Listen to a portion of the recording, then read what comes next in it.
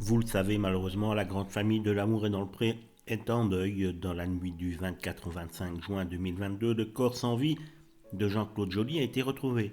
Le courrier gauchois a révélé dimanche 26 juin 2022 qu'il se trouvait dans l'étable de sa ferme. La mort du célèbre agriculteur qui avait marqué la saison numéro 6 de l'émission présentée par Karine Le Marchand a particulièrement touché les habitants de sa commune, La Fresnay, située en Seine-Maritime. Dans les colonnes du Parisien, ce mercredi, ils ont été nombreux à témoigner et à faire part de leur étonnement alors qu'ils se seraient pendus. Tous ont assuré que Jean-Claude Joly avait toujours le sourire et ne semblait pas avoir de problème. Il rigolait, il avait un mot gentil, toujours la blague.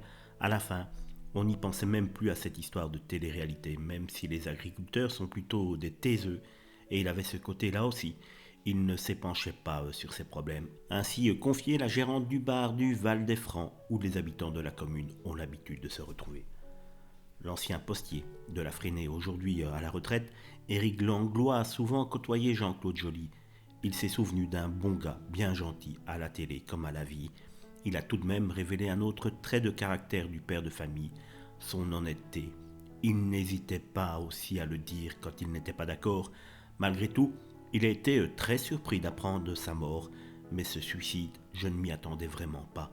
Dans l'agriculture, il y a ceux qui bouffent les autres, qui s'en sortent, et celui qui est bouffé.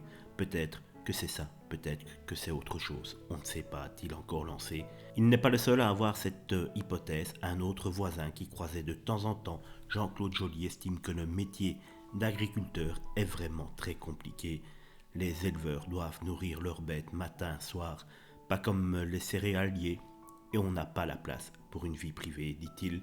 Quoi qu'il en soit, une bien triste nouvelle de cette mort de Jean-Claude, qui était parfois attaqué sur les commentaires concernant son décès pour une sombre histoire de violence conjugale pour laquelle il avait été poursuivi il y a maintenant quelques mois pour une histoire de coup de pied envers sa femme Maude qu'il avait rencontrée lors de l'émission, un coup de pied qu'il a toujours nié, donc laissons-lui le bénéfice du doute.